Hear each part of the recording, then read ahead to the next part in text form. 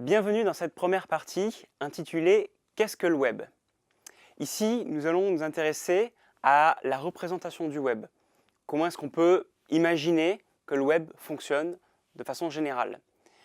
On s'intéressera aussi à la façon dont le web a été construit. Qui l'a conçu? Pourquoi? Et enfin, on parlera un petit peu de cloud, parce qu'on le confond souvent avec le web. Et je sais que pas mal de gens se demandent, mais qu'est-ce que c'est vraiment le cloud? C'est quoi le rapport avec Internet? Le rapport avec le web? Ce sera l'occasion un petit peu d'éclaircir un petit peu tous ces points-là. Alors commençons par la représentation du web.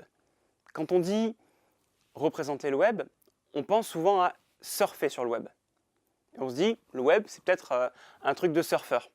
Parce qu'on navigue de page en page, en cliquant de lien en lien. Et effectivement, c'est un concept qui est devenu courant aujourd'hui, mais encore fallait-il l'inventer. C'est quelque chose qui n'était pas naturel à l'époque où ça a été conçu.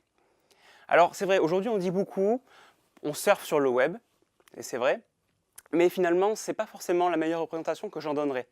Moi, si je devais représenter le web, en fait, j'utiliserais plutôt cette image. Une image d'une toile d'araignée, une toile d'araignée géante. Et c'est pour ça d'ailleurs qu'on l'appelle le World Wide Web. En anglais, ça veut dire une sorte de gigantesque toile d'araignée mondiale. Alors ça, c'est la représentation que je donnerais du web, parce que justement, elle exprime les interconnexions qu'il y a entre les ordinateurs.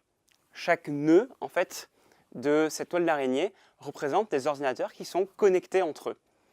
Et l'intérêt de ce fonctionnement, c'est qu'il n'y a pas vraiment de nœud central. Tous les ordinateurs communiquent les uns entre les autres directement.